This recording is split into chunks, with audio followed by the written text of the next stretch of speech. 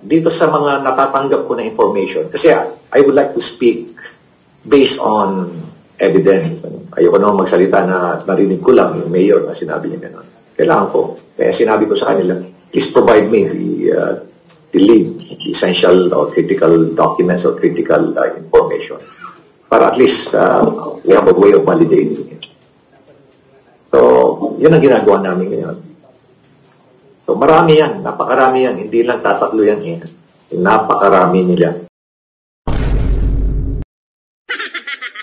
Grabe, napakarami. Tingnan nyo po Grabe, napakarami.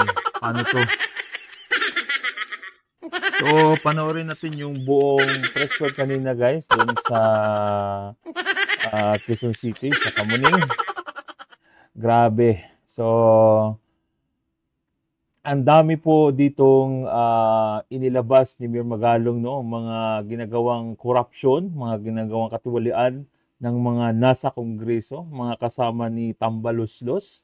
So dito, ang mga isinusulong dito ni Mayor Magalong ay magkakaroon ng investigasyon para sa mga project na ginagawa na mga tulad po sa flood control project kung saan wala po tayong nakikita dahil marami pong katiwalian ang nangyayari dyan mga kababayan. Marami po daw nangyayari na congressman tapos mag-hire ng kontraktor pero sa kanya pa rin yun. So, di ba? Grabe ka magnanakaw. So, ito, wag natin patagalin. Panoorin na natin yung buong video kanina. So, intro!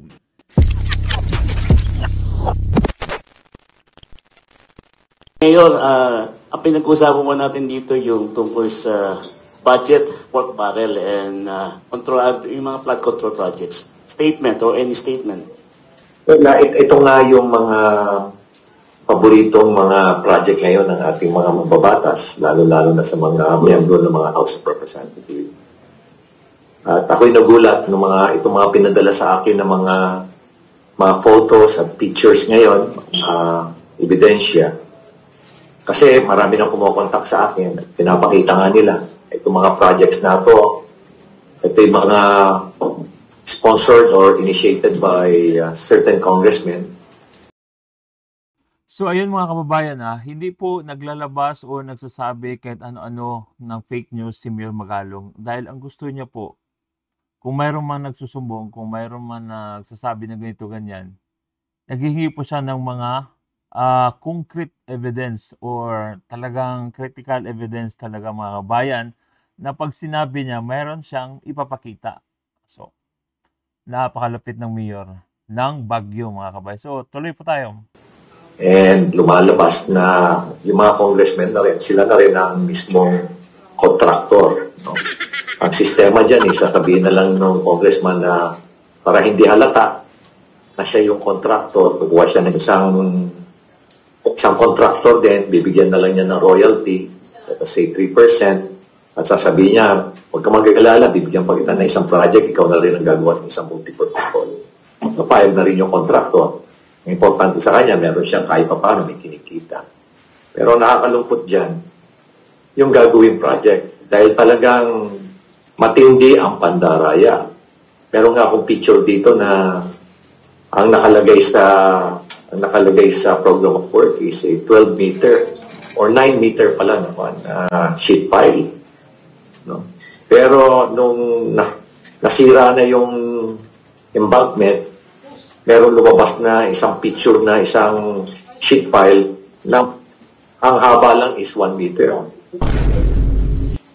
So, tinanong ko doon tinanong ko yung kakilala ko, sabi ko, posible ba na baka naputol naman? Sir, imposible po mapuputol yan, hindi po mapuputol yan. Ibig sabihin, dinaya na kagad nila. Pangalawa, ganun din yung gabyon. In-explain nila sa akin lahat. Ang isang araw, in-explain lahat sa akin ng isang engineer, paano nila dinadaya lahat yung gabyon. Ito yung mga 1 by 1 na mga wires na talagang nilalagyan ng mga bato. Ganon din pala mga pandaraya nila. At for some reason, kasabot na rin nila yung mga taga-DPWH sa pandarayan nila. Kasi meron namang project management officer dyan na kumbaga, bakit natotolerate na gano'n? Kaya ang nangyayari ngayon, pag dumaan ngayon yung malakas na ilog, lakas na karet, kakainin niya yung ilalim dahil hindi na siya nakagambyon. So, these are the things na mga ginagawa nilang kalokohan dyan. At ang nakakalungkot dito, this is a safety issue. It endangered the lives of many of our constituents dahil marami sa kanila apektado dito. Another is yung yung markup sa presyo ng sheet piles. Alam mo, sa merkado, per kilo yan eh. Ang sabi sa akin ng isang supplier, ngayon, ang presyo niyan is sa merkado, from the supplier, mga 34 pesos yan pag in-import namin yan per kilo. Tandaan nyo, yung isang 12-meter na sheet pile, aabot siya ng 556 kilos. So, 34 pesos per kilo. Ang gagawin ng supplier, ibebenta niya yan ng mga 38 o 39 pesos. May kita na siya dyan. Pero tingnan nyo yung mga detailed unit price analysis. Meron dyan, umaabot yan mga 72, 78, merong 90. So, ang tindi, no? Bibilhin ang produkto sa mura at ililagay doon sa parang resibo or invoice nila, something ganyan. Halimbawa, 20, 30, ililagay 70, 80. Ang laki! Grabe! Grabe na itong nakawa na to. Ang laki, mga kababayan. Nakakaya. So, tuloy, Mayor. Isipin mo na lang per kilo yan. Ganyan na lang kalaki yung kanilang markup. Ginagawa yan ng mga DPWH. Siyempre, gagawin nila yan para at least they can cover yung porsyento na ibibigay din nila, i-deliver nila dyan sa mga napakakurap na mga politiko na yan. So, ang dami nilang scheme. Napakarami nilang scheme. At ang isa pa rito is, itong mga mababatas, nagpapalitan din sila ng mga best practices nila kung paano lalo sila makapandaya. So, ito'y nangyayari na, matagal na nangyayari ito. At lalo tumindi itong kanaso for the past 3 years. Kaya kailangan na natin tultukan talaga at mabuti na lang at lumalabas na itong mga kalokohan nila. So, I hope na tuloy-tuloy lang po yung ating kampanya laban dito sa corruption at itong pagtataguyod pa ng good governance. Maraming salamat po. So, ayun, grabe. Sa speech to, statement pa lang, yung sa pagkatapos po ng yung umpisa ng press con, ito yung statement ni Mayor Magalong. So, nakikita natin guys, na unti-unti na dumadami na sumasama sa mga ganito na ilalabas ang lahat ng mga ginagawa ng mga corrupt, ng mga politiko o mga congressman. Talagang kita-kita naman natin yan guys. Kahit dito sa napuntahan namin na na lugar dito sa Lanao na worth ang project is 1 billion. Alam mo ba kung magkano hiningi?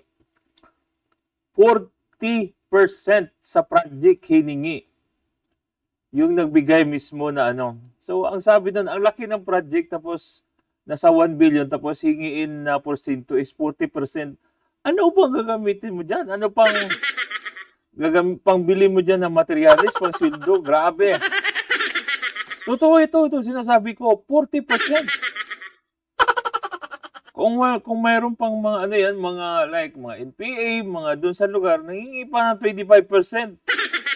So, ang tingnan mo kaya diyan sa mga project na yan, ang nangyayari, mahina, low quality, substandard na lahat mga bayan. Kahit na inilagay sa mga project ay matibay sana, pero dahil marami po ang nangungumisyon, marami po ang gustong kumita, ang nangyayari, ganito ang kalaking project, ang natatanggap ngayon sa baba na mga project ganito na kasi dahil sa maraming komisyon, maraming kickback, naging low quality na yung mga project natin, Like sa mga kabayan, sa flood control. Imbis na kabilya ilagay, kung nakita nyo dyan nag-trend mga kaibigan, mga kabayan, ay kawayan na lang inilagay. Tingnan mo, grabe. Ganun nakakorap. Kaya laking pasalamat natin na mayroong Mayor Magalong na kung saan matapang na magsasalita dito sa mga media, sa social media, at matapang ipaalam sa buong bayan na itong mga ginagawa ng mga kurap ng mga politiko or mga congressman. O, di ba? So, tuloy. Pakinggan natin yung mga tanungan ng mga media dito, guys. Actually, na-live ko na to kanina, pero kasi napuputol yung internet natin, marami pong mga umangal. Minsan na daw ako nag-live, nawawala po yung internet. So, ito, nirecord ko na lang, tsaka pinilibak. At may kunting komento. Okay, tuloy. Kay Mayor Benji. Sir, si Manny Tupas, Philippine Star. Ask ko lang, sir, mga ilang, yung dinisclose nyo kanina, mga ilang congressman po yan, and saan ho sila saan silang regions, even without going to details po. Thank you. Itong dalawang congressman na ito na nabanggit ko sa inyo, dito sa Luzon area to. Tapos meron pa kaming titingnan uli sa isang lugar ulit. Napakarami na ngayon eh. Dumarating na mga informasyon ngayon. Kaya naghihintay nga ako kung sino mag-iimbestiga so that we can provide all this information to sa investigating body. So sa ngayon, wala kaming alam. I'm trying to inquire kung sino talaga ang designated na main investigator office, investigating agency. Pero wala pa naman. So naghihintay pa ho kami. Pero marami na hong nagpapadala sa amin ng mga iba't ibang mga informasyon. These are very critical and essential important that would prompt the investigators and at the same time provide them the necessary lead para alam nila kung saan sila, ano yung focus nila. I've done this in the past, yung investigation dyan sa Caloocan dyan sa Nilian in 2013. And I was called by President Pinoy. At pinatawag niya kami mismo sa Malacanang at talagang verbally dinesignate niya ako as the lead officer, investigating officer dito sa anomalies. And in fact, during our first case, inabot nga kami ng 5 months sa first case pa lang. And we were flooded with a lot of information. Nagulat na nga kami na hindi lang tip of the iceberg eh. Kumbaga yung nakakit pa lang namin yung dulo pa lang ng isang pin. At ang dami palang kalokohan yan dito sa buong bansa. So, we started in Las Nieves and Busan. Then we went to Bohol and then Region 3 area. Pero, we were already flooded with a lot of information. Ganon din ang mangyayari dito sa pan na to eh. Once na nag-umpisa ang investigation, hindi mauubusan ng mga informasyon ang ating mga investigating agencies. Kaya sana mag-ubusan na talaga yung investigation. Dahil ang nag-iimbestiga, nagulat ako, nag-iimbestiga yung mismong House of Representatives. Para mo sinabi na yung criminal, imbestigan mo na lang yung sarili mo, alamin mo paano mga krimen na ginawa. Ako. Ay, hindi ko naman sinasabi na puro sila, lahat sila dyan involved. Marami rin dyan, matitino dyan, House of Representatives. So, yun nakakagulat yung mga kababayan, no, na ang mag-iimbestiga yung House, na kung saan dyan po ang maraming mga, alam na, mga magnanakaw, mga korap, nandyan, tapos sila mag-iimbestiga. So, ang mangyayari niyan, mga kababayan, kung sila mag-iimbestiga, pag sila ang natatamaan, yung lalo na nag-iimbestiga, so, imbis na ikaw ay resource person, ikaw ay gagawing biktimahin ka nila. So, hindi pa rin patas dyan, mga kababayan. Grabe. So, tama to sinabi ni Mayor Magalong, nakakapagtataka. Grabe. Okay, tuloy. Pero na-overwhelm lang sila. Mas marami kasi may kalokohan dyan. It's about time na talaga we have to deal with them. And we have to deal with them straight. Diretsohan na kasi I just came from a meeting sa LCP, League of Cities. And I was the former Secretary General. Talagang maraming lumapit sa akin ng mga mayors. Sinabi nila sa akin talaga na sama talaga ng loob nila talaga sa nangyayari ito. At binanggit nila sa akin yung mga kung sino-sino ng mga politiko, na korap na politiko na pinabanggit nila kung mga ginawang kalokohan sa lugar nila.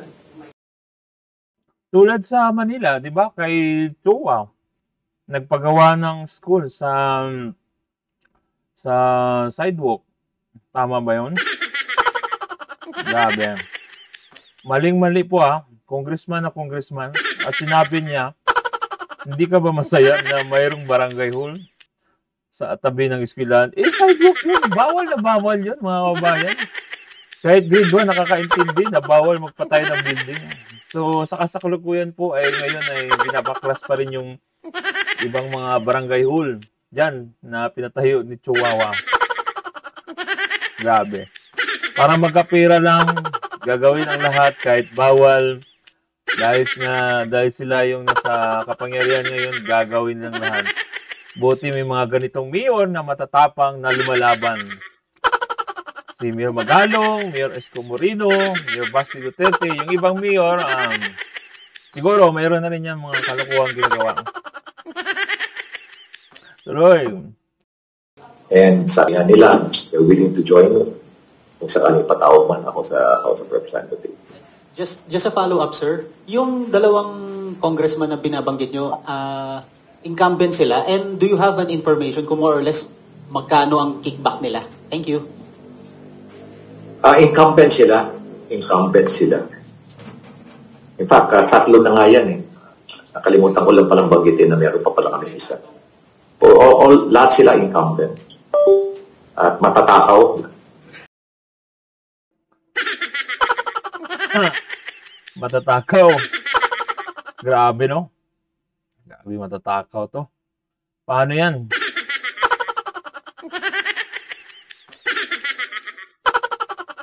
Matatakaw. Napakarami nila. So, humanda kayo guys dahil kung tutuloy man ito, sana mas maganda sa Senado, wag sa Kongreso kasi mag-imbestiga sa'yo dyan. Yung mga magnanakaw, talo pa rin tayo. Mas maganda sa Senado. Lugi tayo dyan sa Kamara. O di kaya, independent body mag-imbestiga. Huwag yung sa Kamara. Di ba? Kayo, anong gusto nyo? Sa akin, kung pwede, huwag sa Congress talaga. Dapat either sa Senado or independent body mag-imbestiga dyan, mga kabayan, para makita natin yung totoong katotohanan. Hi, Mayor Magalong. Paige Javier po from ABS-CBN. Follow up lang ako dun sa question kanina ni Kuya Manny. Nabanggit nyo, 2 congressman from Luzon. Yung pangatlo from Luzon din po. And then yung iba yung tinitingnan pa po na congressman involved allegedly dito sa ganitong projects na may kickbacks. Saang regions kaya yun, Mayor? Well, alam mo kasi, the way I see it, and from the information that I'm getting from the other mayors, it's all over the country. Hindi to focus lang sa isang lugar, sa isang island. Major island natin. It's pervasive. It's all over the country. Ganyan katindi itong nangyaring corruption dito. Kaya siguro hindi nakati si Presidente. Kaya sumigaw na siya na mahiya kayo. Pero unfortunately, marami pa rin manhid. Kalos. No?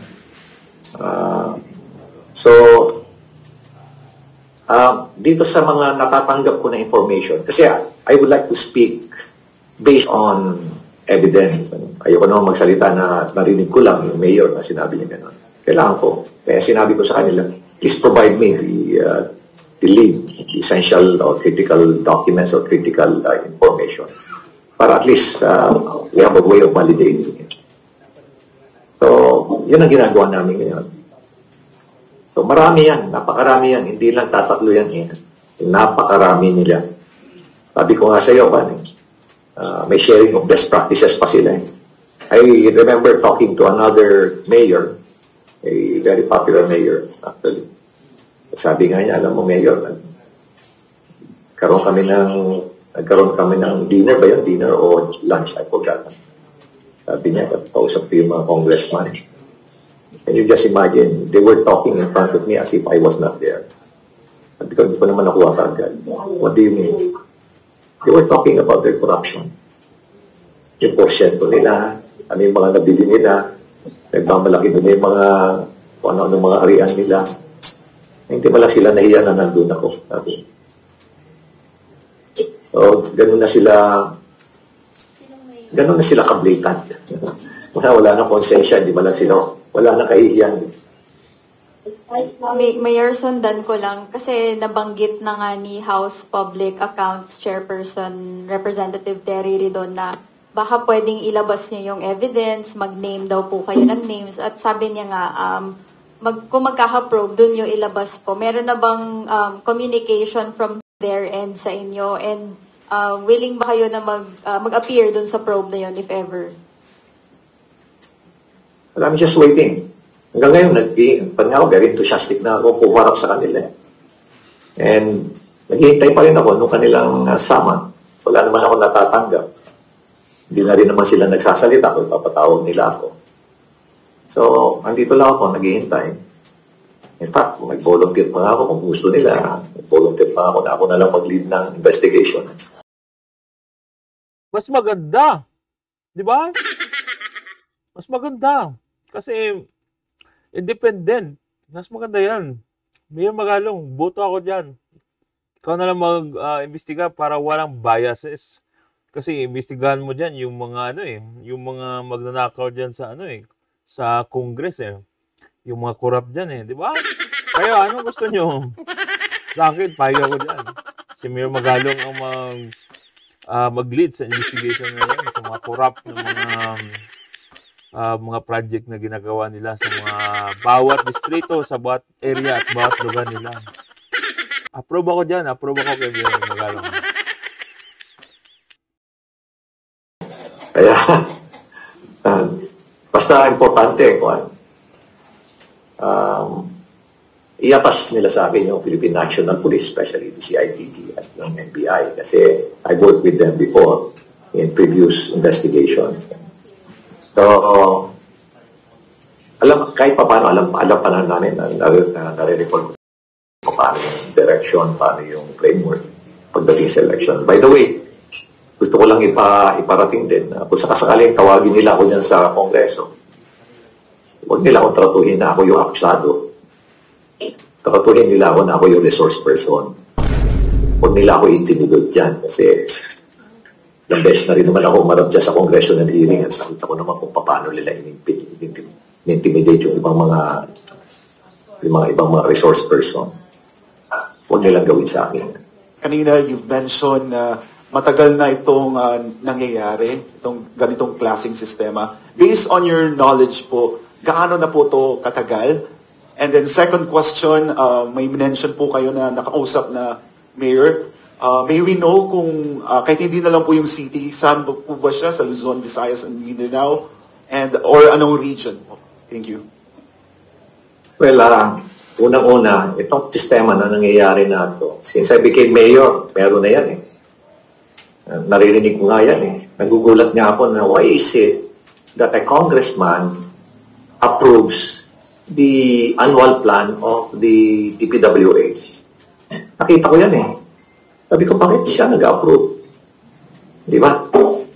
And second is, why is it na nagpapagawa sila ng project na walang engagement with the local government? At pati na rin, walang kulang ng public consultation. Ganito kasi yan Sa local government, kung gagawa kami ng isang proyekto, unang-una, pag gagawa ka sa isang taon, lalagyan mo lahat dyan, Nandyan yung local development fund mo, identify mo na magkano amount. Now, gagawa kayo ng prioritization matrix. You talk to the barangay provides you all this list. Ano yung mga gusto nilang priority list. In the same manner, tuturuan mo rin yung barangay kung paano prioritization. So, we have defined may established parameters yan. After nung barangay, i-represent pa nila uli sa district yon. So, the district, again, gagawin nila yon. Gagawa sila ng priorities. And then this will be certified by the Liga ng Barangay. After that, magkakaroon ng series of public consultation. Ang next na move niyan is i-present yan ilalagay yan sa annual investment plan, sa annual procurement plan. Then, it will be presented to the City Development Council, composed of about 100 plus na members niyan, multi-sectoral. Nandyan na rin lahat yung mga barangay officials, nandyan na rin yung mga CSOs, nandyan din yung People's Council, at kung ano pa, mga religious sector, lahat, basically, well-represented lahat, including the youth sector. And then, pag pumasa sa City Development Council, ibibigay na yan sa City Council for approval ng budget at yung annual investment plan. So, ganun, ka-tedious yung process na pag hindi mo nasunod ang isa at matapos yung isang project at binayaran ng local government, posible na yung COA, kakasuhan niya yung mayor at yung bank. Bakit ninyo in-approve to binayaran nyo to at hindi nyo nailagay sa annual investment plan? Ganon ka-tedious yung process. Pero dyan sa mga mambabatas, tanungin nyo, si Congressman Sid, alam niya yan. Sa mga kapwa niya, I'm pretty sure na siya, meron matindi siyang ginagawa na po. I heard so much about Congressman Sid na alam ko naman yung sistema niya about engaging the local government at yung constituents public consultation, very consistent yan. Pero sa iba, ang kwan lang dyan is, ang sistema lang nila, ang framework nila is, I want this, I want that, tapos tawagin yung DPWs, implement mo. Walang konsultasyon, wala lahat AIP, wala lahat. Hindi ko maintindihan bakit iba yung sistema nila, wala silang accountability. Bakit ang local government, napaka-tedious ng sistema, may accountability. Diyan pala makikita mo kagad. And when I became mayor, meron na yan, existing na yan. Kaya nagulat nga ako, bakit siya nag-approve? Diba? Ang nag-approve dapat siya, Secretary of ng DPWH. Bakit? O kaya local government. Bakit siya nag-approve? At tinanong ko ngayon sa ibang mga local government, ganun ba yung system? Oo, ganun din sa amin. Wala rin bang consultation? Wala rin consultation. Sabi ng ibang mga mayor sa akin. Yung second na tanong mo, I'm really very sorry I was not able to get full name. Yung mga kausap ko are from Visayas and from Mindanao. Pinanggit rin nila sa akin yung kanilang mga problema. Hindi lang mga mayors ng Luzon. It's all over the country. Luzon, Visayas, Mindanao. Hello. Hi, Mayor. Ivy Reyes from Billionario po. Dati rin po akong taga Baguio. I have two questions for you, Mayor. First, you ordered a third-party audit on a rock shed along Cannon Road. And when I used to live there, kahit konting ulan lang po, nagla-landslide sa Cannon Road. So, kamusta na po yung infrastructure development sa Cannon Road, sir? Well, that was my proposal doon sa council. Kasi ngayon, nag-withdraw nga ako doon sa nomination because I've been the chairman of the council, yung Bliss Development Authority. Kasi meron na kaming parang MMDA sa Baguio, no? And it lapsed into law in 2021. Unfortunately, for 2 years, almost 3 years, walang pondo. So ngayon pa lang, na-activate yung administration niyan, yung executives, yung management ng Bliss Development Authority. And 3 days ago, nagkaroon din ng panibagong election for 2025 to 2028 at least. And I withdrew my denomination. Kasi tapos na ako eh. Ito ko naman na iba naman ang mag-take over there as chairman. At na-raise ko nga yan. Let's just immediately come up with a third-party audit to sa body.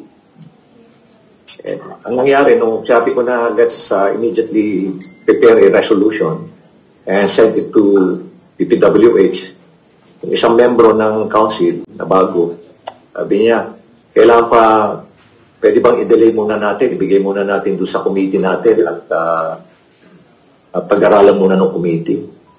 Sabi ko, this is already a sense of we should act on this with a sense of urgency because this is a safety issue, an economic issue. Impacted tayo lahat dito. Tapos sabi nung isang membro rin, na i-deliberate na lang natin during the induction. So nagkaroon ng induction kapon, walang deliberation kapon. So mag 3 weeks na, napakabagal nilang mag-umaksyon. Hindi ko rin alam kung sinong pinoprotektahan nila. Obviously, may pinoprotektahan sila. Ayan ang problema rin sa local government. Yung mga mayors namin, yung mga governors, kanya-kanyang protection din doon sa yung mga napapakinabangan nila mga korap na politiko. So, yan din ang isang predicament din ng local government. Kanya-kanya silang protektahan. Kaya, ako talaga I was really frustrated na napakabagal. Sipin mo, it's just a simple letter or resolution addressed to the PWH to conduct a third-party audit para malaman namin kung what really happened, bakit ganyan. Unang-unan, nangyari na yung 2 years ago, ginagawa na yung rock shed na yan, biglang nasira lahat, nabagsakan uli. And this time, natapos yung rock shed, bakit ganun uli nangyari? Bumagsak uli. Bakit kulang ang due diligence na ginawa? And so much money, I believe mga 250 million na nagastos dyan. And those are taxpayers' money. But unfortunately, itong mga kasamahan ko, mga local government, napakabagal ng action din. Lalo na dito sa development authority na tinayo namin. Kaya talagang kumisan na na-frustrate. Pero this is something that we have to deal with. Ganito talaga ang sistema. Ganitong kalakaran dito sa Pilipinas. Para magbago na yung mga ulo nila. Kailangan talagang, ang gusto ng taong bayan is action. Action, hindi yung dakdakan ng dakdak yan. Kailangan talaga execution. At talagang kailangan din, may conviction. Pwedeng pabago-bago isip mo. Kailangan din, consistent ka rin. Kung good governance ka, kailangan consistent ka pang first term, second term, third term. Maraming magaling dyan lang ng governance sa first term. Pagdating ng second term, third term, wala na. Wala na yung kanilang mga core values. Wala na rin kanilang tinatawag na ethics. So, once again, these are the things that we have to deal with because these are the realities. Ganyan na nangyari dahil we were just so silent about it. Kaya ganyan nag-deteriorate yung values natin dito sa Pilipinas, especially among the politicians. Thank you, Mayor. A follow-up question po on another topic. Can we get an update on the PUV modernization program in Baguio City? Kasi po, in 2022, there's a report by the Electric Vehicle Association of the Philippines saying e-jeeps can ply steeper routes in Baguio. For example, ang nakakaikot lang po, ang routes lang po na naikutan ay Aurora Hill and Trancovit. Hello? Hello. And na-witness ko rin po yun bilang tumira sa Baguio na sa main road lang po umiikot yung mga e-buses and e-jeeps. So can we get an update on that, sir? Well, much as we would like to be very aggressive dyan sa ating transport modernization program, ang malaking problema dyan kasi is the capacity of the cooperatives to pay their monthly amortization. And looking at the ridership, nahihirapan sila. Kasi nga walang subsidy from the national government. Sana kung yung mga ninakaw na mga politiko ginamit yung subsidy, marami na sana tayo na modern. And you just imagine, those are billions of pesos na sinayang. But, again, we have to deal with that. So ito ngayon, we're now coming up with the Smart Urban Mobility System wherein we will be able to generate this much revenue from these proposed SUMs. At a big chunk of that money na revenue namin will be used to subsidize yung mga cooperatives namin so that they will be able to procure modernized jeepney. Probably hybrid or electric. Ito ngayon, ang dami na ngayon na ngayon dito, may mga electric kami na vehicle ngayon, may mga darating ngayon uli na mga proof of concept na mga vehicles ngayon. Papakita. In fact, meron kaming 3 ngayon na dumating na mga electric vehicle ngayon na ginagamit ngayon sa Janjay. At pinapakita ngayon, dinedemo ngayon yun. Tinitingnan yung endurance ng mga panayon. And once again, I also got in touch with Governor Chavit Singson. Magpapadala uli siya ng isang electric vehicle dito na mas mura at itetest din namin dito. So, ang dami pa mga options kasi. Ang dami pa kasi. Ang pinakamalaking challenge ngayon, much as we would like to have our electric vehicles, especially dito sa mga public transport. Ang problema rito is the infrastructure, especially yung power infrastructure. We're not yet ready. We're not yet prepared. And I believe pag napakarami na nitong electric vehicles na ito, I think the power requirement is so will be overwhelming na baka hindi kakayanin ng ating mga electric cooperatives. Especially na nagkakaroon nga tayo ng problema, ang laki ng shortfall natin pagdating sa power, sa energy. So, ang dami mga factors na nagpapabagal itong modernization program natin. Pero as I've said, hindi kami huminto rito sa Ciudad ng Baguio because I believe this is the right way forward. This should be we need to create a future-ready Baguio para talagang kailangan natin maging malinis yung ating kapaligiran, especially yung air quality natin dito. And in the name of the So, doon nagtatapos yung yung press con kanina kay Mayor Magalong. So, napakaganda po ng kanyang mga discussion. So, abangan natin to guys dahil kung napapansin nyo po, si Mayor Magalong ay hinamon po ito ni Tiri, sino yung yung Bicol Saro. Hinamon siya na ilabas ang mga ebidensya. Pero nang tinanggap ito ni Mayor Magalong, ang nangyari, tumiklop. Ayan, hindi na kinasa.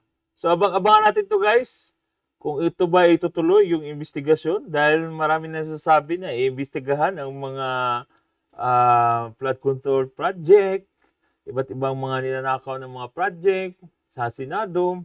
Gusto rin na imbestigahan to ni Senador Erwin Tulfo o di kaya ibang mga senador. So abangan natin to guys. Kaya patuloy natin itong suportahan si Mayor Magalong dahil isa lang ito sa mga matatapang na mga mayor dito sa ating bansang Pilipinas. Then sila Mayor Baste. Yan. Suportahan natin yan sila guys. So salamat sa inyong panood. Huwag niyo po kalimutan mag-like at mag-subscribe sa MSB. At huwag rin ka,